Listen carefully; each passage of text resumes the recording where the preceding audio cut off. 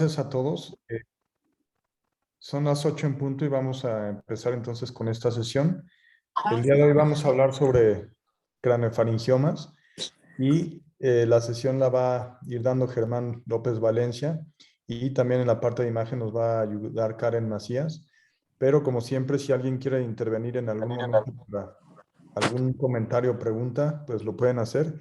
Y mientras les pido que dejen sus micrófonos apagados y solamente cuando vayan a intervenir, entonces prenderlo. Gracias. Si quieres, Germán, entonces empezamos. Sí, doctor. Muy buenas noches a todos. Déjenme corroborar nada más el control de la presentación. Listo. Pues muy buenas noches a todos. Gracias por asistir. El día de hoy vamos a presentar de forma didáctica a través de varios casos clínicos el tema de craneofaringiomas. Comenzando con el primer caso clínico, se trata de un paciente masculino de 24 años de edad con antecedente relevante de que padeció un cuadro de hidrocefalia no comunicante, fue operado en otro hospital, se le colocó una derivación del círculo peritoneal, trasier derecha, en marzo del 2021, y acudió a nuestro hospital con el siguiente padecimiento actual. Él inició un día previo a su ingreso con cefalea frontal opresiva, una escala visual análoga 5 de 10, acompañado de síntomas inespecíficos de somnolencia y parestesias en miembros pélvicos. En cuanto al examen neurológico de este paciente, sus signos vitales se encontraron normales, exploración pertinente, el paciente se mostró somnoliento con una escala de Glasgow de 14 puntos, a expensas del ocular y pupilas midriáticas de 4 milímetros hiporreflécticas. En cuanto a sus paraclínicos, dentro de los exámenes generales no se encontró mayor anomalía, fuera de una hemoglobina relativamente baja, y dentro del perfil hormonal a su valoración se encontró también básicamente en valores normales. En cuanto a este caso, me gustaría pedir la participación de algún compañero R1 para que nos ayude con los diagnósticos sintomáticos, topográfico y etiológico.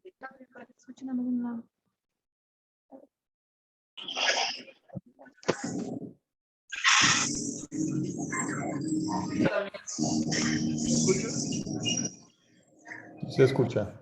Creo que algo está haciendo interferencia, no estoy seguro. Sí, no sé si quieren revisar sus micrófonos. Hay uno que está abierto y está haciendo mucho ruido. ¿Quién iba a comentar? Está José Carlos, que nos puede ayudar, por A favor. ver, José Carlos. Hola, buenas tardes. ¿Ahí me escuchan? Sí. Bueno, como diagnóstico sindromático, podemos ver por la disminución de la escala de Glasgow a 14 por la tendencia a la somnolencia, un tal vez síndrome de alteración del despierto, también un síndrome de cefalálgico de características secundarias por historia. En cuanto a topográfico, bueno, por la alteración del despierto, diríamos que es algo intraxial, supratentorial, pues no localizable en este momento hacia algún hemisferio. Y como etiológico, pues bueno, él tiene antecedente de colocación de una trasier, antecedente de hidrocefalia, entonces podríamos empezar a considerar alguna afección del sistema ventricular. De acuerdo, gracias. Sí, efectivamente, se integraría un síndrome de alteración del despierto, por historia un síndrome cefalálgico, un poco dudoso en cuanto a las características secundarias, porque no se ofreció un mayor relato semiológico, pero sí en cuanto a topográfico, sobre todo haciendo referencia a la historia, pues hay alguna patología que causó una obstrucción a nivel de la circulación del líquido cefalorraquídeo y condicionó la colocación de un sistema de derivación. Entonces, continuando con las imágenes que se muestran a continuación, la doctora Karen Macías de Neuroradiología nos va a apoyar un poco con la descripción de los casos iniciales y posteriormente pediremos el apoyo de nuestros compañeros residentes. Ayúdame con el Germán. Sí. Voy a tomar el cursor, Germán, Sí, claro. para pasárselo a Karen. Ahí ya lo tienes. No. Ahí ya puedes mover el cursor. Ya, ok. En estas imágenes de resonancia magnética se observa una lesión sólida que ocupa el tercer ventrículo, la cual es de aspecto esponjoso, de predominio hipointensa en T1, hiperintensa en T2, con pequeñas áreas quísticas en su interior. La lesión involucra el receso infundibular y el receso supraóptico. Podemos ver que la administración, aquí. Que tras la administración del medio de contraste, pues la lesión presenta un realce intenso y heterogéneo. Y en esta imagen se observan también cambios postquirúrgicos secundarios a la colocación del trépano precoronal derecho, en la cual existe un realce meningio adyacente y podemos ver a través del cual pasa la válvula de derivación ventricular, cuyo extremo intraventricular se encuentra en el receso anterior. Y podemos ver que esta lesión pues no presenta restricción a la difusión, lo que se traduce en que es de baja celularidad.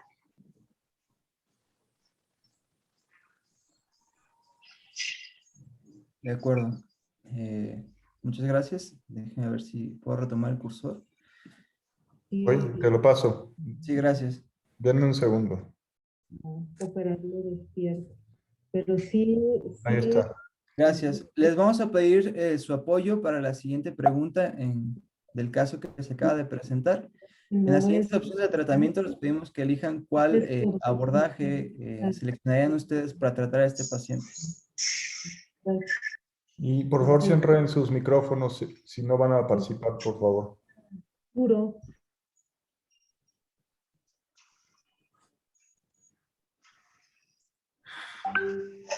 ¿Sí están marcando las respuestas? Sí, sí están marcando. Están comentando la mayoría, el 100% abordaje interhemisférico transcalloso. Las otras opciones son transnasal endoscópico, que no nadie opina eso. Abordaje terminal translámina terminales tampoco. Y ninguna de las anteriores. Entonces, todos prácticamente abordaje interhemisférico transcalloso. Si quieres continuar. De acuerdo, gracias.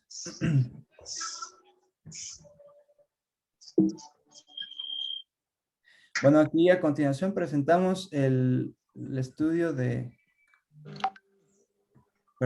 el video de la intervención quirúrgica. Si quieres, eso lo voy avanzando yo. Sí, doctor, gracias. Voy a tomar el control ahí. Aquí en este caso, déjenme un segundo.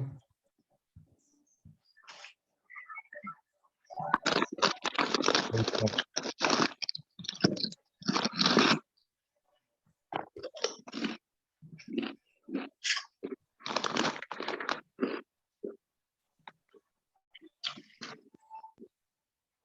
Se decidió un abordaje translámina terminalis. Lo voy a pasar un poquito más rápido.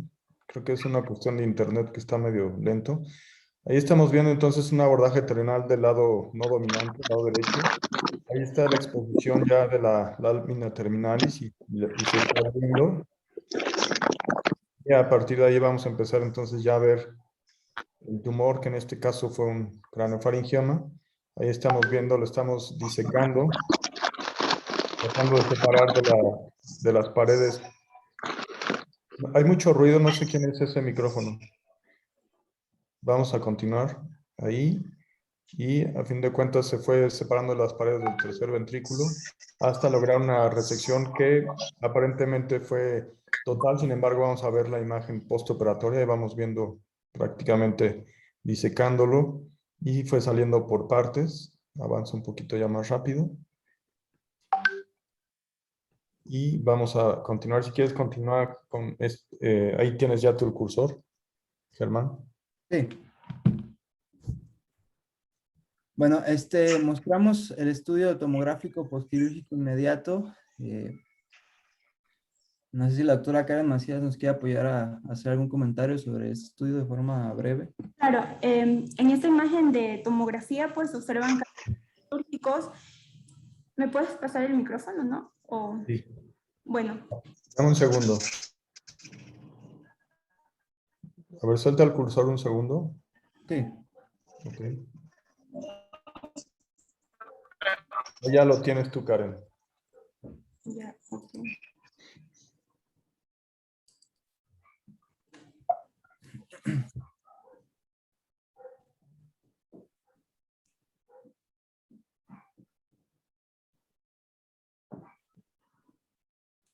Bueno, en esta imagen se observan cambios posquirúrgicos inmediatos por, secundario a a una craniotomía terional y también por la colocación de trépanos, tanto precoronal y parietal, cuyos extremos distales de los trépanos ¿Con cuánto el 40, 45 está bien.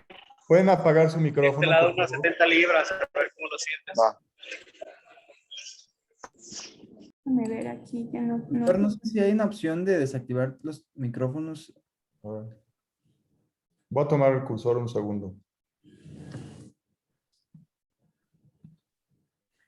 Bueno, dentro de los cambios posquirúrgicos que muestra la imagen de tomografía es un neumoencéfalo, tanto subdural como subaracnoideo.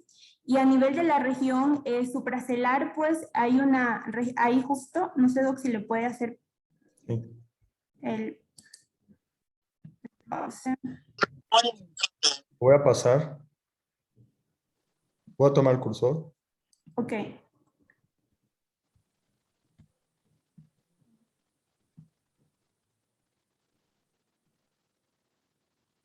Ahí, un poquito, ahí, justo ahí. Más abajo. Interpeduncular. Ok. Ahí, exacto. Nos llama la atención pues esta imagen que es tenuemente hipodensa, que presenta restos hemáticos que podría estar en probable relación pues a un remanente tumoral. Sin embargo, pues el método diagnóstico para evaluar prequirúrgicamente si hay lesión o remanente tumoral, pues es la resonancia magnética, que debe solicitársela durante las 48 primeras horas y es la que nos va a dar una información más precisa sobre la existencia o no de un remanente tumoral. Ok. Te Gracias. paso el control. Dame un segundo. Sí. Ahí ya estás. Bueno, gracias. Bueno, continuando y entrando en materia acerca de este tumor que estamos abordando el día de hoy, los craniofaringiomas, como podrán ver en la diapositiva, son neoplasias epiteliales benignas que, como dice, se originan principalmente en la región celular, específicamente en la región supracelular, primordialmente, y estos se originan a partir de remanentes epiteliales de lo que en el periodo embrionario fue el conducto faringo-hipofisiario denominado bolsa de Rathke. En cuanto a datos epidemiológicos, es un tumor de baja incidencia, de aproximadamente 0.5 a 2 casos por millón de personas por año. Predominantemente es un tumor de la edad pediátrica. Como podemos ver, la prevalencia es mucho mayor en pediátricos, hasta el 10% de esta población, y específicamente es el tumor de origen no neuroepitelial más común en esta población. De forma general, existe dos picos de incidencia.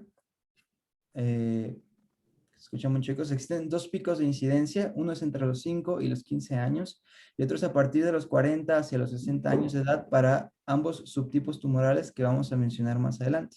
No existe una predilección de sexo, pero entre los dos subtipos tumorales, el adenoma-matoso y el papilar, el primero es mucho más frecuente con una relación de 3 a 9 a 1. En general, los craniofaringiomas corresponden al 3% de todos los tumores intracraneales. En palabras del doctor Harvey Cushing, el craniofaringioma es uno de los tumores, si no es que el tumor más complicado de tratar quirúrgicamente, y esto se debe a lo siguiente. Como podemos ver en esta presentación, mostramos dos cortes, un sagital y un corte coronal de resonancia magnética, donde observamos algunos recuadros de colores.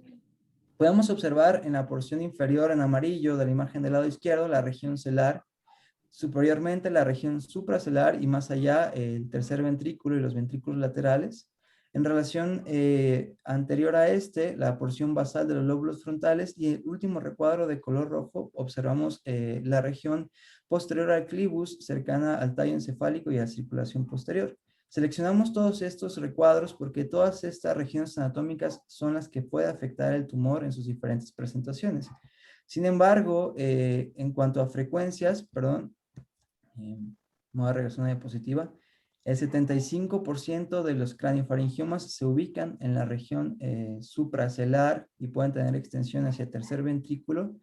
20% de esos tumores tendrán un componente tanto supra como intracelular y 5% tendrán un componente puro intracelular. El resto de localizaciones es menos frecuente, como la localización dentro del tercer ventrículo, como localización primaria, como se presentó en el primer caso, y suele ser más frecuente en el subtipo papilar. También es importante ver en el lado derecho, de igual forma se señala la región celular, la región supracelular, obviamente el tercer ventrículo, tomando en consideración que en relación lateral a este se encuentran los hipotálamos, y en los recuadros azules una región muy importante también, que es la región paracelular, donde encontraremos los senos cavernosos y sus respectivas estructuras neurovasculares. Entonces tenemos que enfocarnos precisamente a esta región para entender las características tanto desde el desarrollo, la tumorigénesis, hasta el tratamiento quirúrgico de esos tumores. Vamos a pasar a hablar de embriología de los craniofaringiomas, y aquí igualmente nos gustaría pedir su participación para señalar dentro de la imagen lo que correspondería a la pars tuberalis de la glándula hipoficiaria.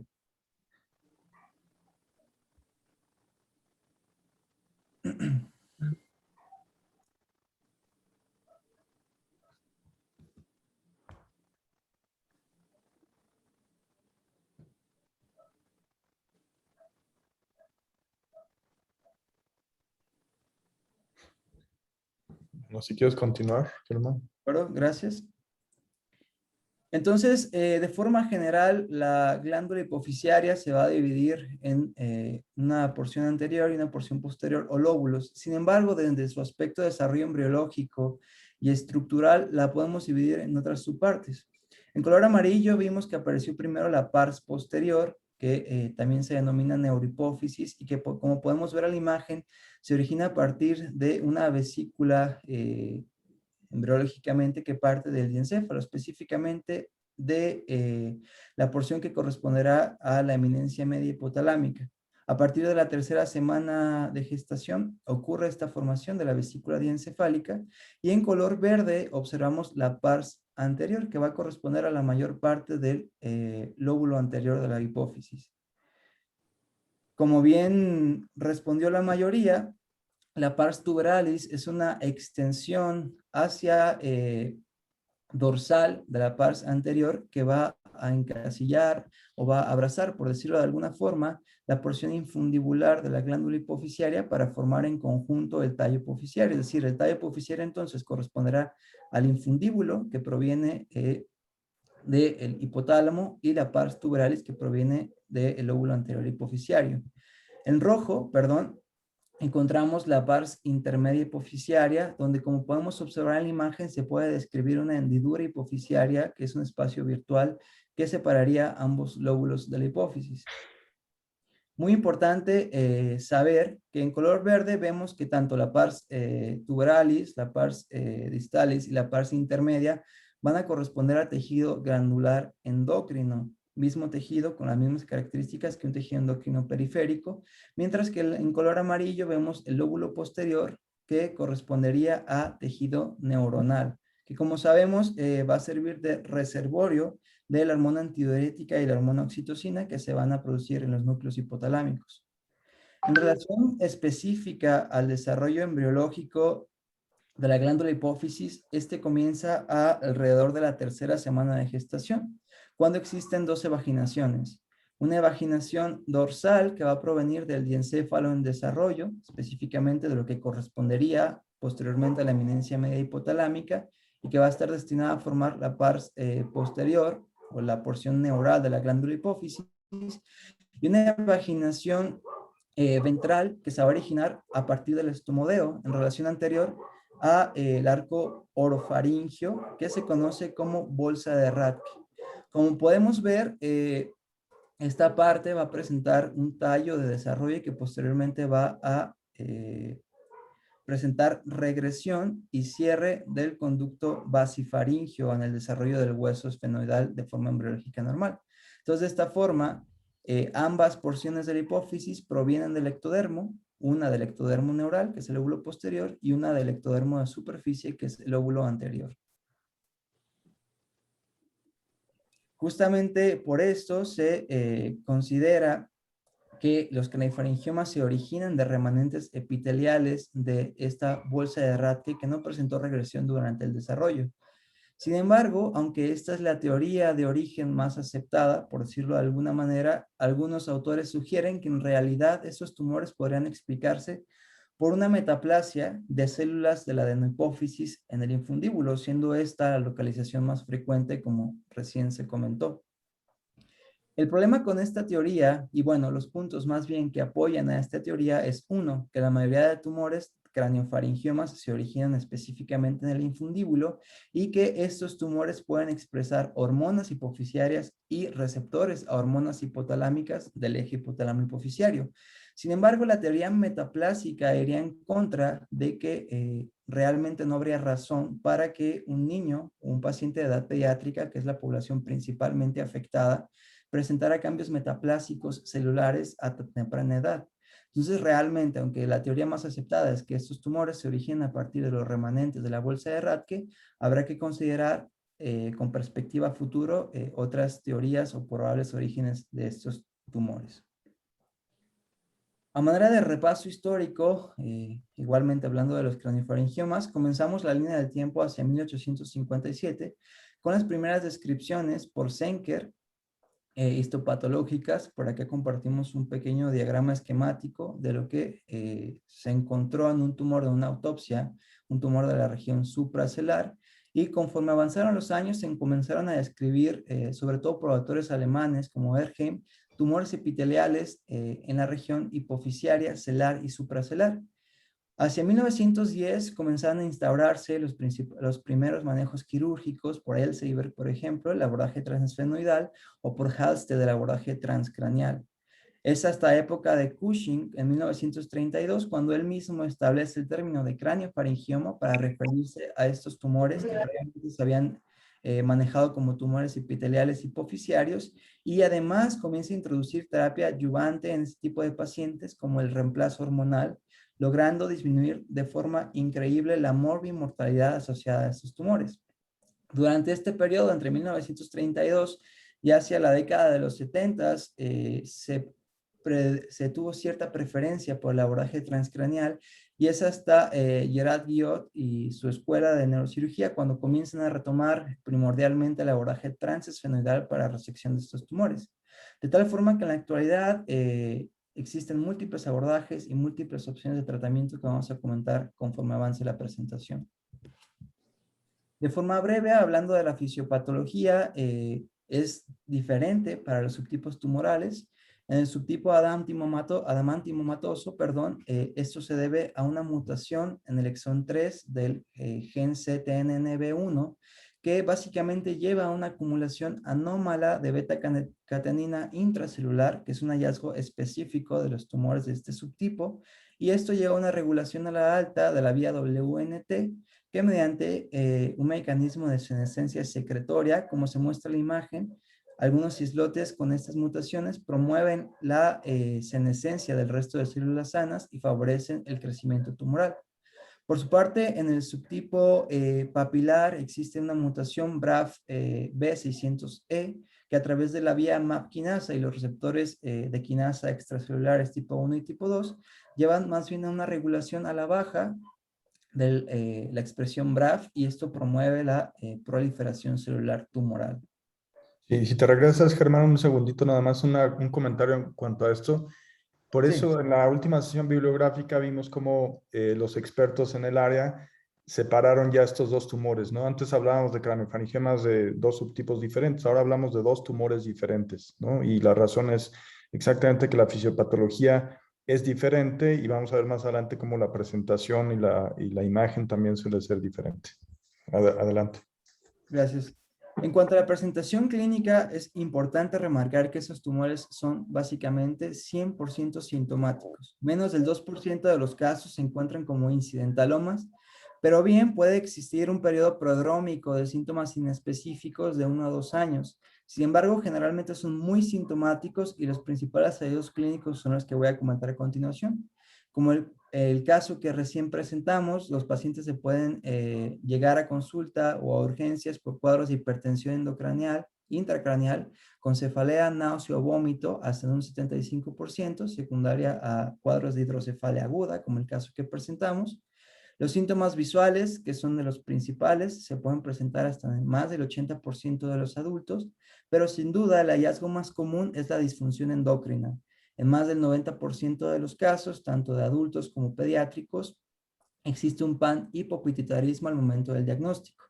Otros síntomas menos frecuentes son la obesidad central por afectación hipotalámica bilateral, síndrome hipotalámico como tal o alteraciones neuropsiquiátricas cuando el tumor llega a tener extensión hacia la porción basal frontal. Todos estos síntomas que acabamos de referir se deben a la compresión e invasión de estructuras adyacentes al tumor, tanto compresión del infundíbulo, que es el principal hallazgo y la principal localización que va a llevar a una disfunción del eje hipotálamo hipoficiario, compresión de forma lateral a los nervios ópticos o al quiasma óptico que va a llevar a la alteración visual y así afección de otras estructuras adyacentes. Continuamos, nos gustaría pedir su participación para responder la siguiente pregunta. ¿Cuál es el eje hormonal más afectado al momento del diagnóstico en estos tumores?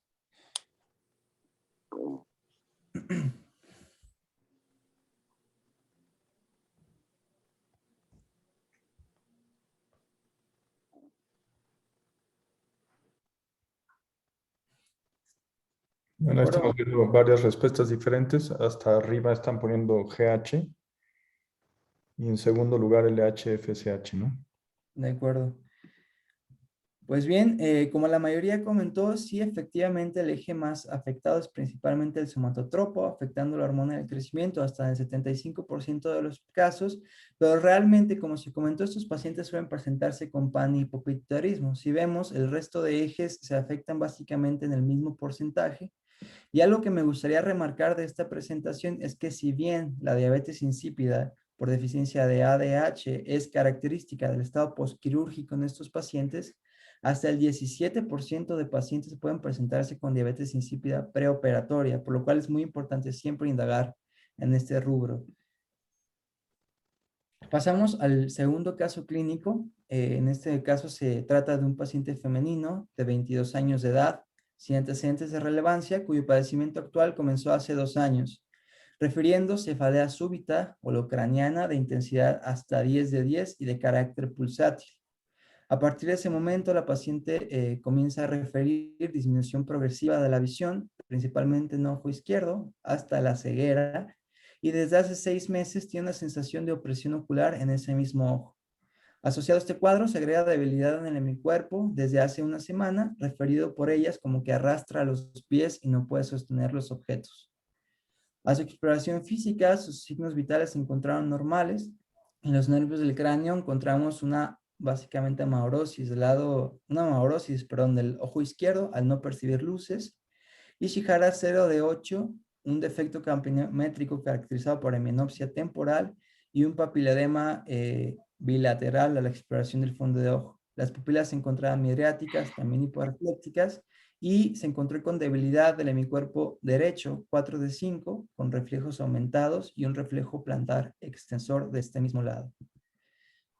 En cuanto a sus exámenes, los generales, sin mucho que remarcar, el perfil hormonal podemos observar que había un déficit de hormona T4 libre, una TSH en valores mínimos, una prolactina elevada en 33.7, un cortisol en parámetros normales, y también se muestran los valores del LH, FSH y estradiol. Estará Karen que nos ayude con los diagnósticos de esta paciente, por favor.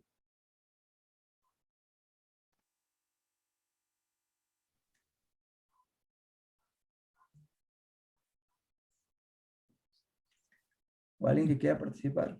Si no está Hola, Karen, buenas noches. Sí. Creo que Karen está de vacaciones. Soy Nicolás. Pues por el diagnóstico, sí, por los cuadros clínicos, podría integrar un diagnóstico sindromático con un cuadro cefalálgico de características secundarias. Al igual, identifiqué un síndrome quiasmático y un síndrome piramidal no denso proporcionado del lado izquierdo.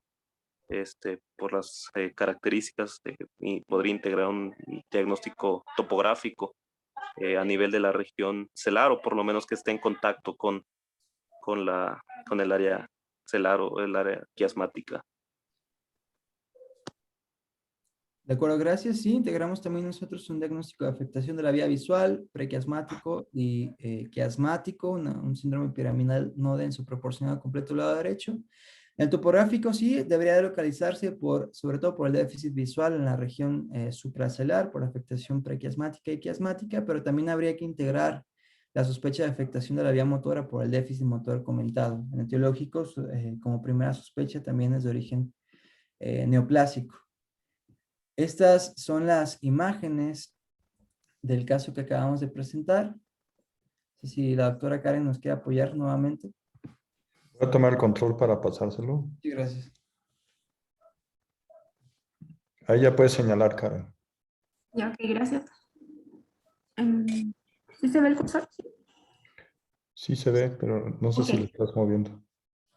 Sí, lo estoy moviendo. No se ve. En Entonces. imágenes de resonancia magnética se identifica una lesión sólido-quística de predominio quística, la cual es de localización supracelar, y podemos visualizar que su componente intracelular pues, lo involucra de manera parcial.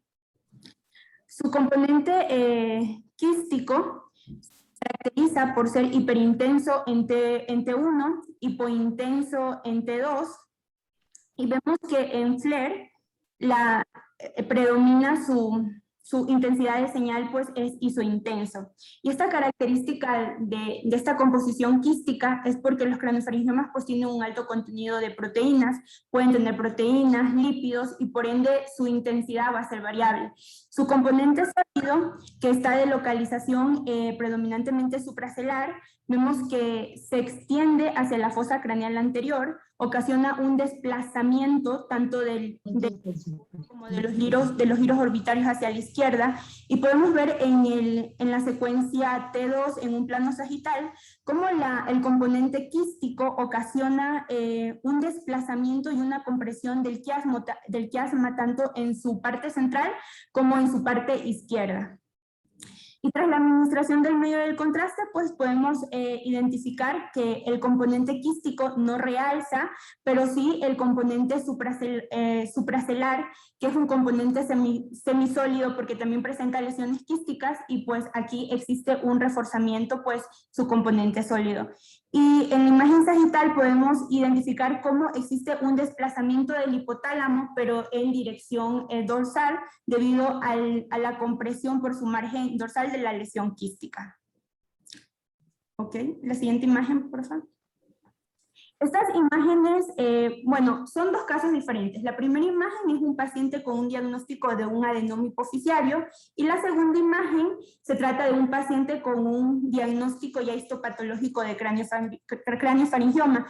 Estas dos imágenes pues tienen una similitud, debido a que ambas tienen un componente sólido quístico. Sin embargo, ¿cuáles serían los datos en los cuales podríamos diferenciar que la primera imagen se trata de un adenoma y la segunda de un craniofaringioma? Podemos ver que en la primera imagen su componente sólido se encuentra de localización intracelular, y que este componente sólido expande la silla turca, y además una de las características pues es que envuelve a la carótida interna sin modificar su luz. En comparación a la segunda imagen, que se trata de un craniofaringioma, vemos que la localización es predominantemente supracelular. Y en comparación, pues no envuelve a la arteria carótida interna, y otra de las características, como se mencionó al inicio, es que su componente quístico va a ser de intensidad variable en relación en caso al adenoma hipoficiario, en el cual su porción quística pues va a ser hipointensa en T1. Es que sí, bueno, pero ¿por qué no funciona? Porque no le están dando... ¿Pueden apagar explicar? su micrófono, por favor, que tienen abierto? Adelante, Karen. Ya, eso era solamente con respecto Ok. a las imágenes. Bueno, De acuerdo. Por cuestiones de tiempo vamos a acelerar un poco la presentación. En este caso en particular se optó por hacer un abordaje terrenal transcraneal derecho con una resección total de la lesión en el reporte transquirúrgico. Mostramos las imágenes de seguimiento por resonancia magnética tomadas aproximadamente 4 meses después, donde observamos de forma breve una resección, una ausencia casi total de la lesión a nivel supraquiasmático, con un poco de extensión hacia la cisterna interpeduncular y una imagen quística también del lado izquierdo hacia la porción del valle de la cisterna silviana de ese mismo lado. Por cuestión de tiempo voy a avanzar un poco más rápido estos casos. Bien, también esta pregunta la vamos a pasar para seguir con la clasificación radiológica. Me parece que esta parte corresponde a la doctora Karen Macías también. Sí. Bueno, en esta diapositiva lo que quiere la anterior. voy, te voy a pasar el control. Ajá. En esta diapositiva lo que quiere traducir es que cuáles son las principales características de un craniofaringioma de tipo adamantinomatoso, que representa el 90%. Es que su localización va a ser supracelular, que va a presentar calcificaciones, que suele ser sólido quístico, pero de predominio quístico, lo cual, no puedo cambiar a la siguiente imagen. Bueno, lo cual se traduce en estas imágenes. En la primera imagen es la típica presentación de un craniofaringioma de tipo adamantinomatoso, el cual es una lesión quística de localización supracelular que tiene un componente intracelular parcial y un componente sólido. Y dentro de este componente sólido, pues pueden presentar calcificaciones. Y en su componente líquido, una de las características es que va a presentar un nivel líquido-líquido. En la muestra macroscópica de patología, pues, se visualiza la lesión, que es una lesión mixta de componente quístico y sólido con una extensión intracelular. Y en las imágenes de tomografía, pues, se traduce en una lesión quística con calcificaciones periféricas que tiene un nivel líquido-líquido, y en las imágenes de resonancia, pues igual, presenta su componente quístico multilobulado, su componente sólido que involucra la parte intracelular y que tras la administración del medio de contraste, pues su componente sólido tiene un realce intenso. En comparación al craniofaringioma de tipo adamantinomatoso, que representa el 10%, este se caracteriza en cambio porque se presenta específicamente como un tumor sólido y es raro que presente calcificaciones, como se traduce en las imágenes de resonancia magnética, una lesión sólida que se encuentra situada en el tercer ventrículo, que es hipointensa en T1, hiperintensa en T2, y que no presenta restricción a la difusión, lo que indica su baja celularidad. De acuerdo, muchas gracias. Paso el control un segundo. Ya lo tienes. Sí, gracias. Pues bien, no hay mucho más que referir en cuanto a la descripción radiológica. Muy bien nos ayudó la doctora Karen. Importante remarcar solamente que en los tumores del tipo adamantinomatoso, creo que sí, ya, se está moviendo. Existe algo denominado regla de los 90, en el cual el 90% son sólido-quísticos con predominio quístico, 90% presentan calcificaciones, recordando que el estudio gold estándar para detectarlas es la tomografía simple de cráneo, y el 90% refuerzan a la administración de contraste. De forma muy general, sobre todo en el primer tipo, el adamantinomatoso, es un tumor predominio quístico con realce en la porción sólida y realce capsular periférico, como se muestra en la imagen. Mientras que el papilar, pues muestra características más bien sólidas y más homogéneas con una captación de contraste también homogéneo. Karen, no sé si nos quisieras nada más dar el diagnóstico diferencial en estas imágenes para avanzar un poco más rápido. Yo las muevo. Ok, sí. En estas imágenes, pues, el diagnóstico diferencial de los craniofaringiomas debe hacérselo con aquellas lesiones que son de localización supracelular e intracelular. En este caso, pues, es una lesión cuyo resultado histopatológico, pues, dio un macroadenoma. Como les expliqué en el segundo caso clínico, el macroadenoma se puede diferenciar porque su componente va a expandir a la región intracelular, pero en sí el diagnóstico diferencial, pues, debe hacérselo en aquellos craniofaringiomas que tienen degeneración quística y componentes hemorrágicos, debido a que van a presentarse similar al craniofaringioma porque van a estar predominantemente quístico. Y su principal característica es que van a ser hipointensos en T1 e hiperintensos en T2. Los adenomas hipoficiales, ¿no? Otro de los diagnósticos diferenciales con el cual debe establecerse es con el glioma hipotalámico. Sin embargo, el glioma hipotalámico es raro que exista una afectación intracelular. Por lo general, su afectación es supracelular, su presentación suele ser sólida, suele ser homogénea. Cuando suele manifestarse con calcificaciones, pues predominantemente va a predominar es su componente sólido. Y tras la administración del medio de contraste van a ser variables, pero estos pueden realzar de manera leve a moderado, pero no tan intenso como en el caso de los craniofaringiomas. El siguiente. Otro de los diagnósticos diferenciales hay que hacérselos con los quistes con la bolsa de Rathke. Sin embargo, este es más fácil de poderlos diferenciar porque va a ser una lesión que va a estar de localización intracelular o supracelular, pero no va a presentar calcificaciones ni componente sólido, y tras la administración del medio de contraste, pues va a presentar un tenue realce periférico.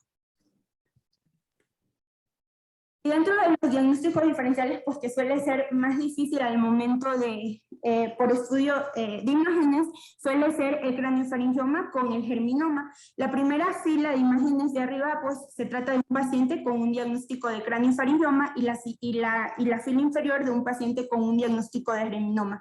Uno de los puntos que podemos tener en cuenta radiológicamente para poderlos diferenciar es que el craniofaringioma en su porción inferior, es decir, en la parte que está localizado supracelular, pero en su parte que está más cercana a la región intracelular, pues va a tener un crecimiento más ancho o más redondeado, y va a envolver al tallo infundibular, en comparación al germinoma, que al momento de extenderse a la región intracelular, su extensión va a ser vertical, y en sí pues lo vamos a ver como en forma de un triángulo invertido. Y otra de las características es que el germinoma, al momento de su presentación, pues suele tener un engrosamiento del tallo infundibular, lo que no ocurre con el craniofaringioma, que por la mayoría de los casos se encuentra infiltrado o se encuentra envuelto por la lesión. Y otra de las características es que, no sé, Germán, si puedes, las últimas imágenes. Sí. El craniofaringioma no va a presentar restricción a la difusión, y en cambio el germinoma, por su alta celularidad, pues sí va a presentar restricción a la difusión, como podemos ver en la imagen, con caída de señal en AS. Muchas gracias. De acuerdo. Bien, hablando de las clasificaciones radiológicas, continuando, es muy importante para nosotros como neurocirujanos conocer las principales, porque esto nos va a permitir desarrollar una planeación quirúrgica adecuada en cada caso. Como podemos ver en la siguiente tabla, existen múltiples clasificaciones, sin embargo vamos a hacer énfasis en tres. La descrita por el doctor Yazargil en 1990 en relación con el diafragma, la escrita por Sami Tatayiba en 1997, de acuerdo a la extensión tumoral, y la más recientemente descrita en 2008 por Kassam, de acuerdo a la relación con el infundíbulo. De tal forma que comenzamos con la clasificación del doctor Yazargil, de acuerdo, a la relación con el diafragma. Él la clasifica en tipos del A al F. El primero que podemos observar es un tumor que es puramente intracelular o puramente infradiafragmático. El tipo B, cuando existe un componente tanto infra como supracelular o infra y supradiafragmático. El tipo C, cuando existe un componente supradiafragmático, paraquiasmático, pero extraventricular, como se alcanza a ver, desplaza, pero no invade el tercer ventrículo. El tipo D, cuando existe un componente ya intra como extraventricular. El tipo E, cuando el tumor es paraventricular en relación al tercer ventrículo, y el tipo intraventricular puro, que es el tipo F. Por su parte, la clasificación propuesta por Sami Tatayiba, que si bien no es una clasificación bien explícita en su artículo original de 1997, pero que ellos refieren que los ayudaba a pautar el manejo quirúrgico, se hace principalmente de acuerdo al grado de extensión, clasificándolo del 1 al 5. En el grado 1 es un tumor intracelular puramente infradiafragmático. El grado 2 es un tumor que alcanza la cisterna supracelular y puede o no tener un componente intracelular. En el artículo original, los autores solían operar estos tumores 1 y 2 de forma transensfenoidal y a partir de aquí de forma transcraneal. En el tipo 3 abarca la mitad inferior del tercer ventrículo, el tipo 4 la mitad superior del tercer ventrículo y el tipo 5 el septum pellucidum o inclusive hacia los ventrículos laterales. De tal forma que determinando la extensión se debe hacer una planeación quirúrgica tomando en cuenta los diferentes abordajes y sus utilidades particulares que mencionaremos un poquito más adelante. Para continuar, en el 2008 se propone la clasificación por Kazam y colaboradores en una serie de casos de cirugía endoscópica transnasal y ellos categorizaron los tumores en 4 subtipos. El tipo 1 es el tumor preinfundibular. Como observamos en el diagrama y en su complemento de imagen al lado derecho, observamos que el tumor se encuentra por delante del infundíbulo, lo desplaza hacia atrás y puede tener un vector de crecimiento dorsal, desplazándose arriba el quiasma óptico y encasillando estructuras vasculares importantes como la arteria comunicante anterior y la porción, el segmento A2 proximal de la arteria cerebral anterior. El tumor transinfundibular, como el nombre lo dice, es un tumor que invade la sustancia normal del infundíbulo, de tal forma que engrosa y distorsiona el infundíbulo y es básicamente imposible identificarlo en un estudio convencional de imagen. Estos tumores se encuentran generalmente en localización supracelular y suelen tener en su mayoría extensión hacia el tercer ventrículo, como se alcanza a observar en esta imagen, invadiendo de forma temprana hipotálamo. En el tipo 3, el tipo retroinfundibular, como el nombre lo dice también, se encuentra por detrás del infundíbulo en el espacio retroquiasmático, desplaza hacia adelante el infundíbulo y lo adelgaza un poco, por lo cual también es un poco difícil identificar el infundíbulo. Sin embargo, este tipo se puede clasificar en 2 subtipos, un 3A y un 3B. En el 3A es un subtipo con vector de crecimiento rostral, en el cual se extiende hacia el tercer ventrículo, y el tipo B es cuando el vector de crecimiento es hacia caudal, cuando tiene extensión hacia la cisterna interpeduncular, perfora la membrana del Liliequist y puede llegar a invadir la circulación posterior. El tipo 4, por último, es el tipo puramente intraventricular, donde podemos observar el tumor que realza de forma homogénea en el tercer ventrículo, comprime de forma bilateral el hipotálamo y por debajo alcanzamos a ver respetado en su mayoría de trayecto el infundíbulo hipoficiario. Bueno, continuamos con el caso 3. En este caso es un paciente de masculino de 18 años de edad, sin antecedentes de relevancia, el cual inició, de acuerdo a lo que él refiere, con pérdida súbita de la visión tras un traumatismo frontal directo. Posteriormente a este cuadro inicia con progresión de la pérdida visual bilateral, pero de predominio derecho. A su exploración física, remarcar, estaba un poco desorientada y somnoliento con un Glasgow de 14 y en cuanto a nervios del cráneo, pues con una casi amaurosis del ojo derecho y una disminución de la agudeza visual en el ojo izquierdo. Voy a saltar los paraclínicos por cuestión de tiempo. En cuanto a los diagnósticos sindromáticos, también se integraría un síndrome de afectación de la vía visual prequiasmática y a nivel quiasmático, punto topográfico también en la región supracelular y etiológico tipo neoplásico. En este caso mostramos una lesión, voy a poner primero la tomografía, un corte representativo. Encontramos una lesión ubicada en la región supracelular con un componente expansivo importante, como podemos ver con múltiples calcificaciones periféricas. En las secuencias de resonancia magnética vemos que es una lesión heterogénea con porciones quísticas periféricas y una porción predominante sólida central.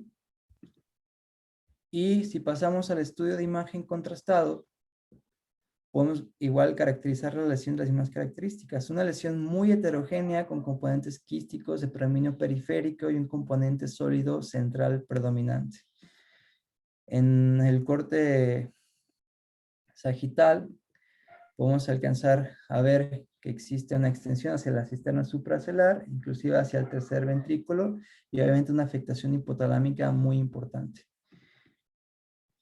En este caso se optó por hacer un abordaje transvasal interhemisférico.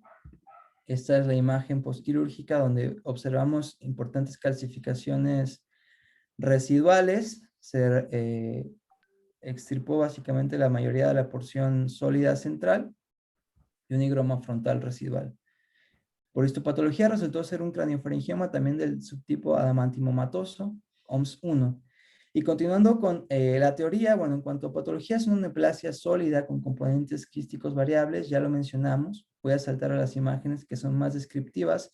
Este es un subtipo adamantimomatoso en el cual observamos que hay un patrón de epitelio estratificado referido como retículo estrellado de células escamosas rodeadas de células basaloides empalizadas con una importante reacción gliótica periférica, caracterizada por fibras de Rosenthal abundantes y depósitos, más bien presencia de astrocitos fibrilares. Justamente esta reacción gliótica facilita la resección de la porción capsular y sólida del tumor, como veremos más adelante. En cuanto a la variante papilar, observamos de forma general la configuración en pseudopapilas, un epitelio también escamoso estratificado, que podría parecer un epitelio metaplásico respiratorio, pero que se organiza de esta forma particular, como mencionamos. Existe un epitelio escamoso que reviste el quiste del craniofaringioma y se acompaña también de una matriz fibrovascular importante.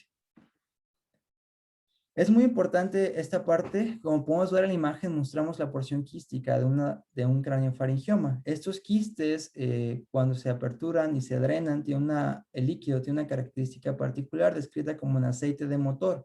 Es un líquido rico en lípidos y principalmente en colesterol, que puede tener residuos de hemoglobina o de calcio. Es muy importante remarcar que durante la intervención quirúrgica el primer paso debe ser la aspiración controlada del líquido quístico, porque la liberación o el contacto de este líquido con estructuras adyacentes puede desencadenar una respuesta inflamatoria janto-granulomatosa y causar una meningitis secundaria a esto. En cuanto a la comparativa de los subtipos de craniofaringiomas, el adamantimomatoso es predominante en pediátricos, es un tumor mixto, como ya mencionamos, con calcificaciones en más del 90% de los casos, mientras que el tipo papilar solo se presenta en adultos, es sólido principalmente y raramente es un tumor calcificado. Ya mencionamos un poco de esto, solo recordar que la mayoría de los tumores se van a localizar en la cara superior y anterior, principalmente en el infundíbulo de la glándula hipoficiaria. Ya mencionamos algunos diferenciales. Y en cuanto a marcadores moleculares, se han tratado de proponer algunos targets terapéuticos, como el receptor de factor de crecimiento similar a la insulina. Sin embargo, no se ha aterrizado algún tratamiento específico a partir de esto. Se ha determinado también que los tumores craniofaringiomas que no expresan receptores estrógenos y progesteronas suelen tener mayor incidencia de recidivas, y algunos otros marcadores como la gonadotrofina coriónica humana en su fracción beta, que se ha reportado elevada en líquido cefalorraquídeo y se ha encontrado en tinciones por inmunohistoquímica.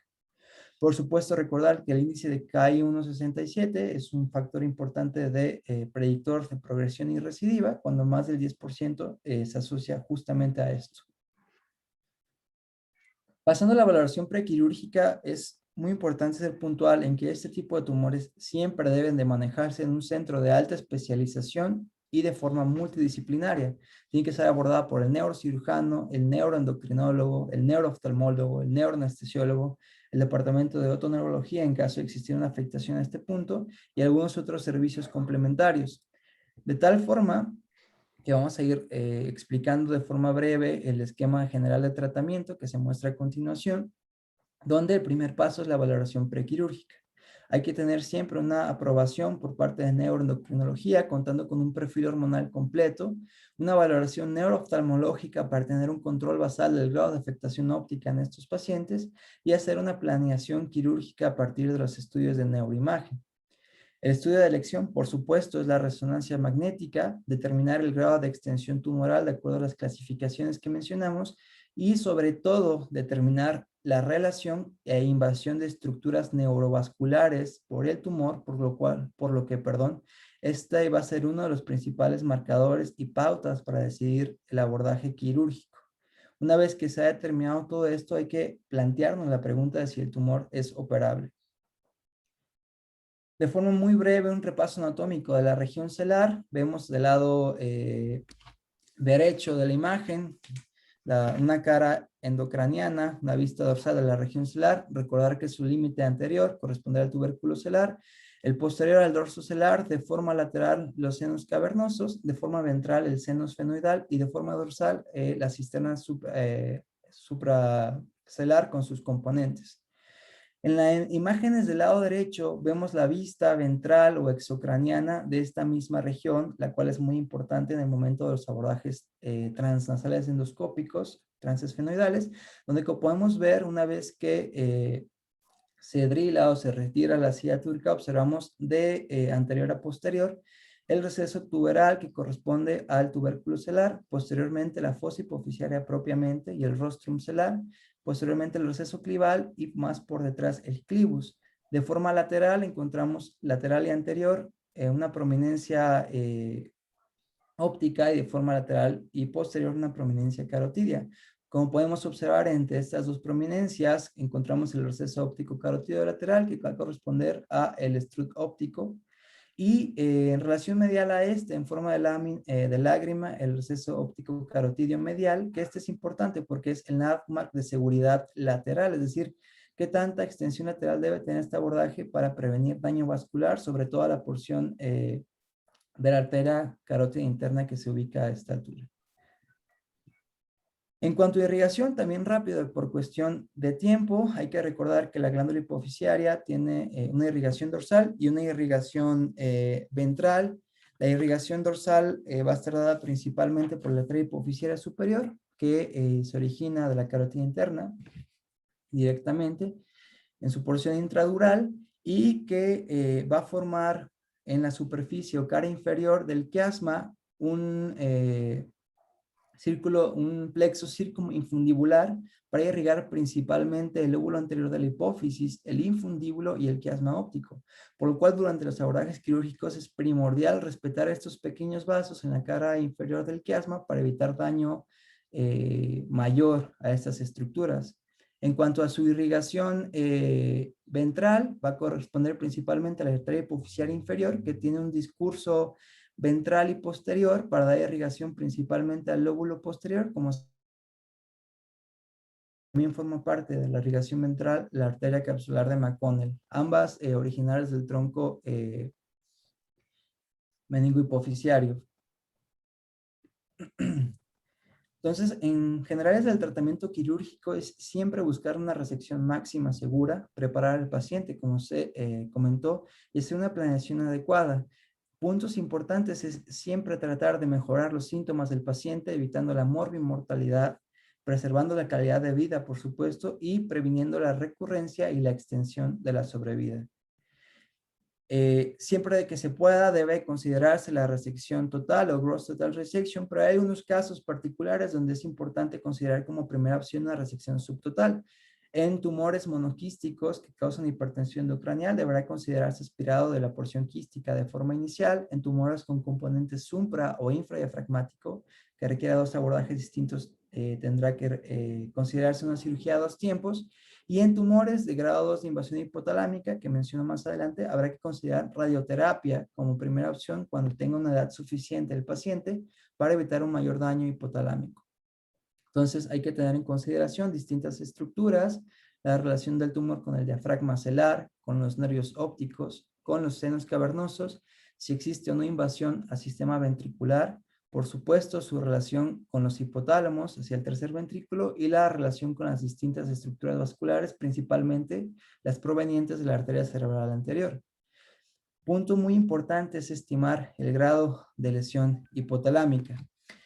Se publicó en 2014 un estudio craniofaringiom en Alemania, comparando dos cortes, una de 2000 y una de 2007, donde ellos pautaron su tratamiento de acuerdo al grado de invasión hipotalámica. Un grado 0 era cuando solo había contacto con el piso del tercer ventrículo, un grado 1 cuando existía invasión hipotalámica o deformación del hipotálamo anterior, y un grado 2 cuando había destrucción importante tanto de hipotálamo anterior como hipotálamo posterior. Ellos manejaron de forma transesfenoidal solamente el grado 0, en el grado 1 y 2 prefirieron la forma transcraneal, y como se observan sus resultados, de forma significativa se asoció a una ausencia de lesión hipotalámica agregada cuando se siguió esta conducta quirúrgica. Hablando de la cirugía, hay que hablar de las dos modalidades. La modalidad transcraneal tiene ciertas indicaciones, tumores grandes de más de 4 centímetros o tumores gigantes de más de 6. Se han descrito distintos abordajes, cada uno con sus ventajas. Cada uno se debe de individualizar a las características del paciente y a las características del tumor. Este tipo de abordaje ofrece muy buenos resultados, este tipo de cirugía, perdón, ofrece muy buenos resultados, hasta 100% de resección en tumores primarios, con una recurrencia baja, cercana al 20%, pero con morbilidad importante asociada, a morbilidad endocrina y visual oftalmológica hasta el 80% de los casos. La bibliografía consultada menciona que se debe de considerar el abordaje tiroidal extendido, ya que permite una adecuada exposición y una menor retracción de las estructuras neurovasculares, tomando en cuenta que este abordaje consiste en un abordaje terrenal con remoción además del borde supraorbitario, de la raíz orbitaria superior y del proceso cigomático del hueso frontal. Y nos indica que en este abordaje es posible trabajar básicamente siempre de forma extraxial, manteniendo un plano aracnoideo y tomando algunas referencias anatómicas para prevenir una mayor lesión de estructuras neurovasculares. Se puede trabajar de forma segura a través de los triángulos óptico-carotidio, prequiasmático y carótido tentorial. Por su parte, la cirugía transesfenoidal se indica en tumores pequeños, básicamente infradiafragmáticos, sin un compromiso neurovascular importante. Y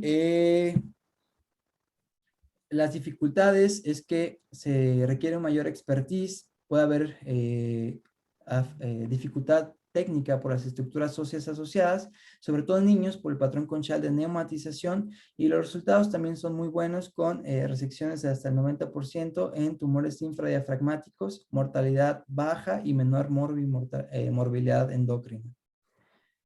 Los distintos abordajes que se pueden realizar son prequiasmático, infraquiasmático, retroquiasmático o paracelar, y la técnica quirúrgica de forma muy general consiste en localizar el piso celar, proceder al drilado, hacer una apertura y expansión de la apertura dural, localizar la glándula hipoficiaria sana, considerar si se puede desplazar de forma lateral hasta ubicar en el infundíbulo y con apariencia exofítica la lesión tumoral, y proceder a la electrocoagulación y disección cuidadosa y retiro del tumor desde el infundíbulo. Debe buscarse siempre mantener o respetar el infundíbulo. Sin embargo, como esto es posible en muy pocos casos, se debe optar por una sección del mismo lo más distal posible para evitar la retracción hipotalámica. Posteriormente al abordaje, debe de hacerse un sellado con Duragen y optar por un flap nasoseptal para disminuir la incidencia de fístulas del líquido cefalorraquídeo. Alguna comparativa entre ambos abordajes: la vía transcraneal permite una excelente visualización, un buen control vascular, y la transesfenoidal permite una descompresión tumoral temprana y es menos mórbida a comparación de la vía transcraneal. En cuanto a las complicaciones quirúrgicas, básicamente son de índole endocrinológica. En mucho menor incidencia hay algunas otras, como neuroinfección o presencia de fístula del líquido cefalorraquídeo. Y de forma muy rápida vamos a pasar a este caso 4.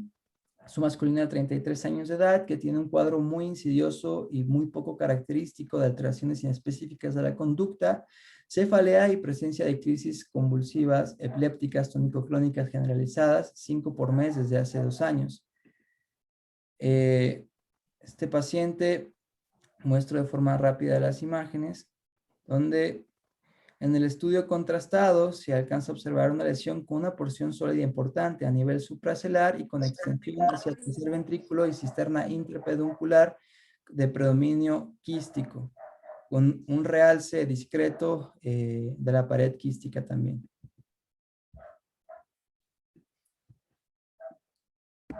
No puedo cambiar. Doctor Moreno, ¿cómo vamos de tiempo? Como usted me diga. Pues continúa. Ya casi acabamos.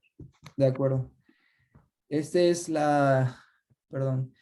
estudio postquirúrgico. Un año después de la intervención inicial, este paciente fue intervenido de forma transnasal endoscópica, donde se alcanza a ver una lesión de predominio quístico que también invade el tercer ventrículo y hacia forma ventral la cisterna interpeduncular.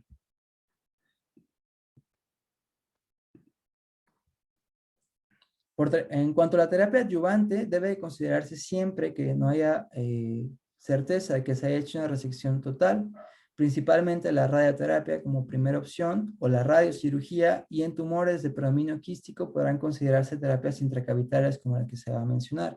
En relación con la radioterapia, es muy importante que todo paciente con una resección subtotal deba pasar por radioterapia para impedir la progresión o la recurrencia de la lesión tumoral. Puede disminuir la progresión desde un 85% en una resección subtotal hasta un 10% cuando se complementa con radioterapia o radiocirugía. En relación a la radioterapia fraccionada, el target es la lesión más 5 a 10 milímetros de tejido periférico a la lesión, con una dosis total de hasta 55 grays en fracciones de 1.8. Y cuando se opta por radiocirugía, se prefiere para tumores de menos de 3 centímetros, de predominio sólido, y la dosis es mucho menor, solamente de 12 grays. La terapia intracavitaria se reserva para tumores predominantemente quísticos. Todas estas opciones de terapia intracavitaria tienen un bajo grado de evidencia e inclusive algunas son solamente de índole anecdótica, pero se puede mencionar la aspiración simple, la colocación de un catéter malla para aplicación de algunos medicamentos quimioterapéuticos como la bleomicina, algunos inmunomoduladores como el interferón alfa o inclusive la braquiterapia utilizando algunos radionúcleos como el itrio 90 y el fósforo 32.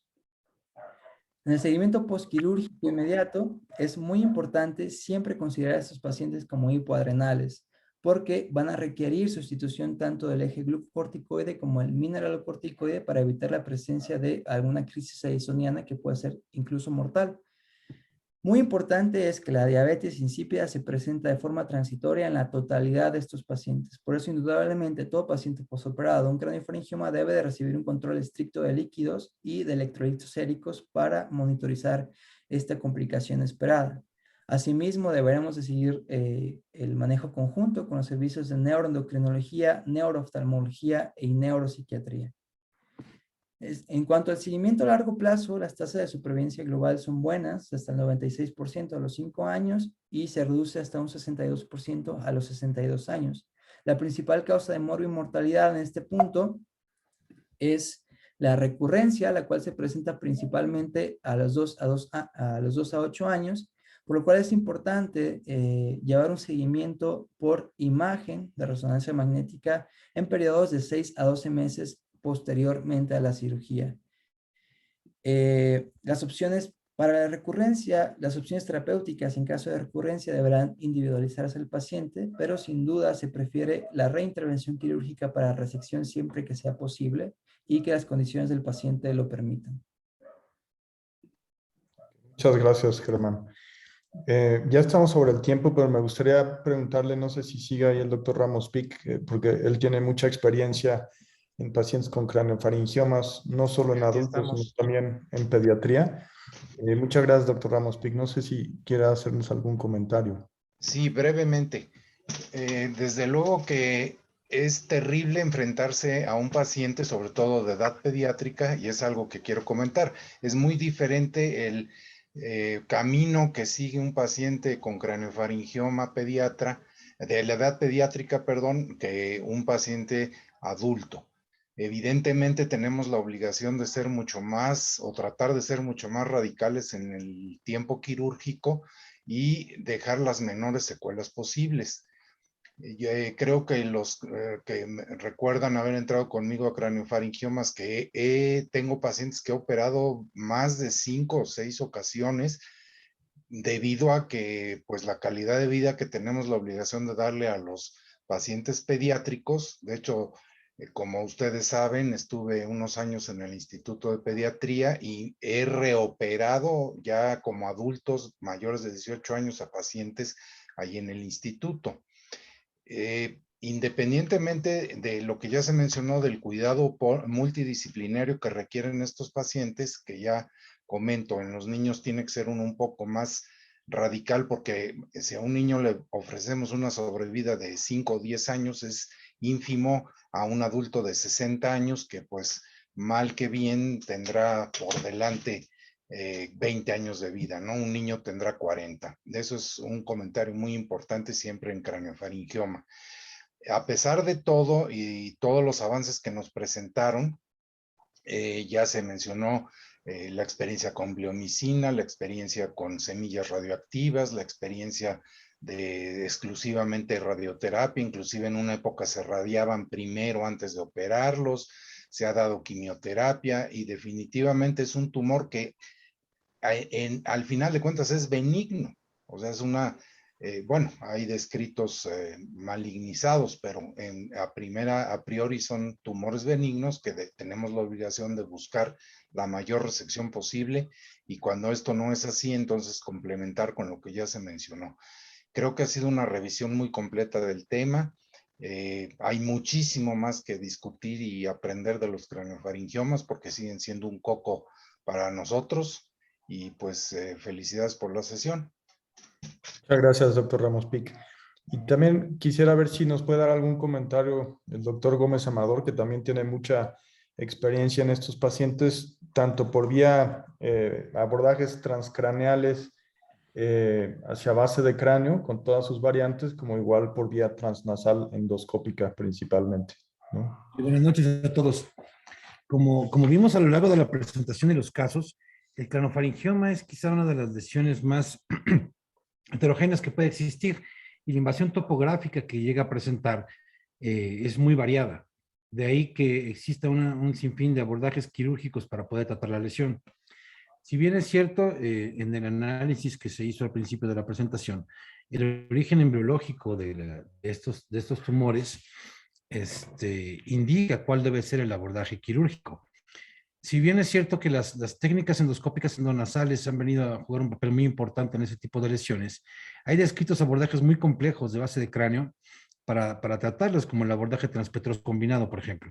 Entonces, otra ruta que es una ruta muy noble desde mi punto de vista para aquellos tumores gigantes que prometen el sistema ventricular es el abordaje interhemisférico anterior o transfrontal transventricular, que ofrece trabajar dentro de la cápsula de quiste tumoral, vaciarlo por completo y entonces realizar la remoción de la cápsula.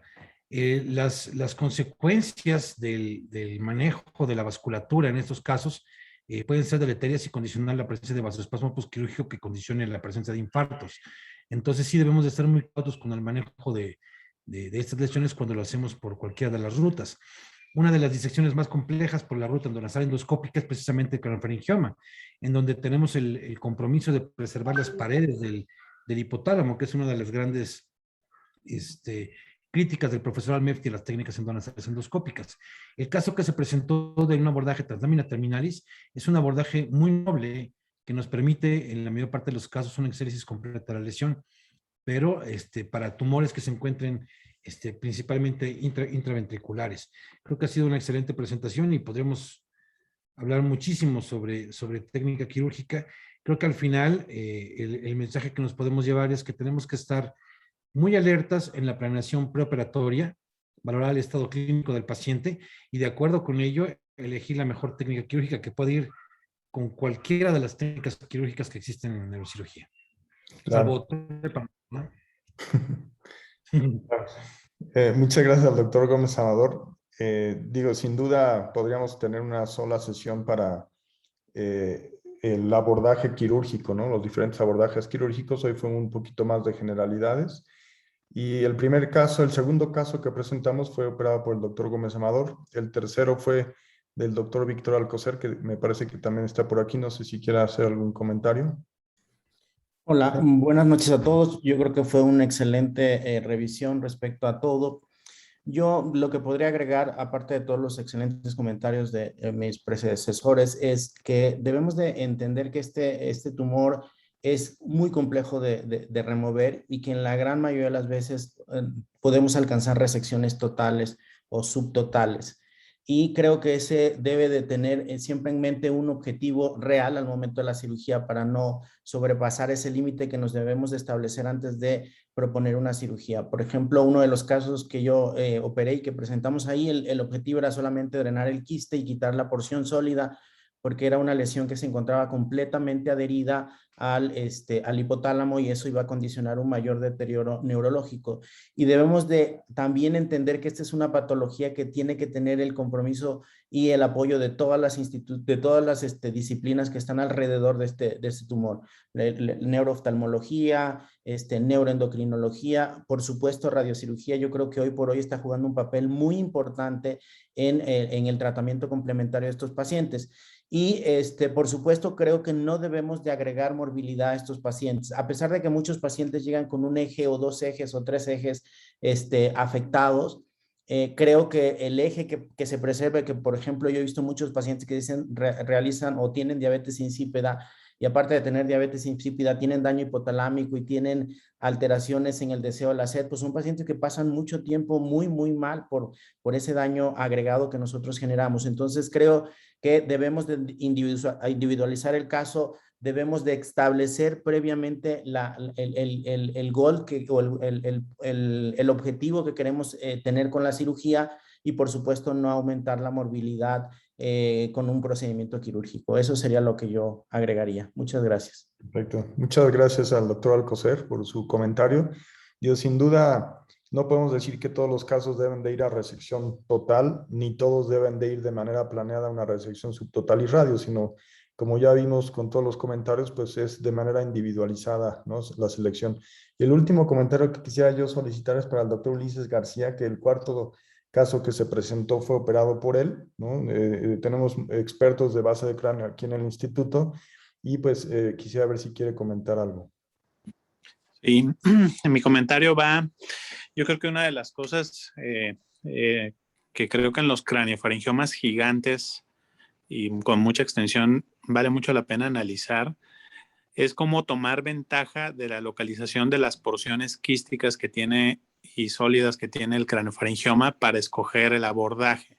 Es decir, a veces es conveniente hacer una descompresión temprana del quiste para poder tener un corredor amplio, pero a veces si ese quiste es lo último y está adherido a alguna estructura vascular, a lo mejor eso es lo último que quieres ver al final del abordaje como una medida de seguridad y escogerías el abordaje a lo mejor inclusive en una lesión de la línea media cargada hacia un lado, un abordaje contralateral.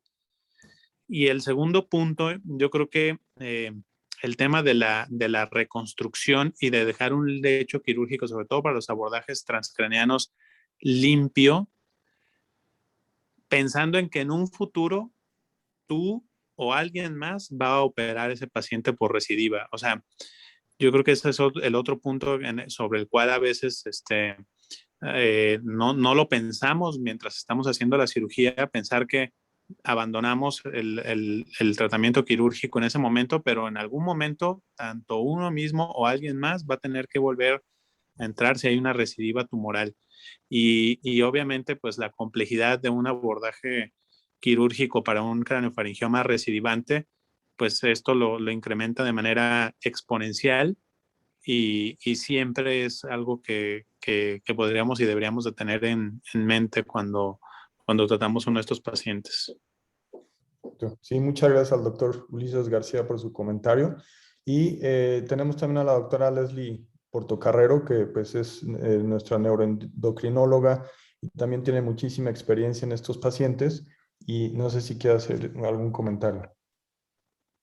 Buenas noches a todos. ¿Se escucha? Sí, se escucha bien. Pues felicitar a Germán por la excelente presentación.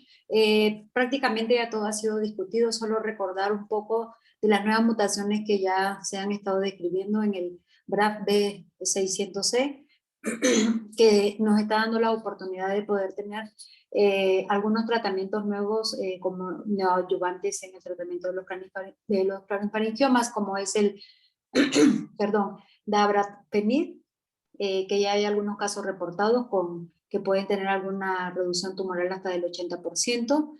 Y alguna vez recordar de que se llegó a utilizar incluso leomicina, pero finalmente ya se quedaron como no tan efectivos, pero actualmente ya tenemos estos nuevas líneas de mutaciones que se están encontrando nuevas en estas líneas, ¿no? Y pues recordar que todo el seguimiento que de por vida se le da a estos pacientes, dado todas las afecciones que tienen por el panicopituitarismo, desarrollan más adelante una mortalidad pues muy importante, ¿no? Y muchas gracias. Sí, muchas gracias, doctora Portocarrero, por su comentario. Y también tiene la mano levantada el doctor Leo Tovar. Adelante. Hola, buenas noches. Solamente recalcar un poquito lo que comentaba Germán y que también llegó a comentar el doctor Gómez Amador en cuanto a la selección del abordaje. Sin duda es un tema amplio que daría más sesiones para discutir y analizar. Yo lo único que quería comentar era, desde más o menos el inicio de la endoscopía, unos 20 años hacia acá, hay algunas series de estudios que comparan el abordaje endoscópico endonasal extendido contra un abordaje transcraneal. Hay un estudio del doctor Cohen y otro estudio del doctor Schwartz en Nueva York, más o menos del 2016, con 21 y 26 pacientes, si no mal recuerdo, donde hacen una comparativa en los resultados de la resección.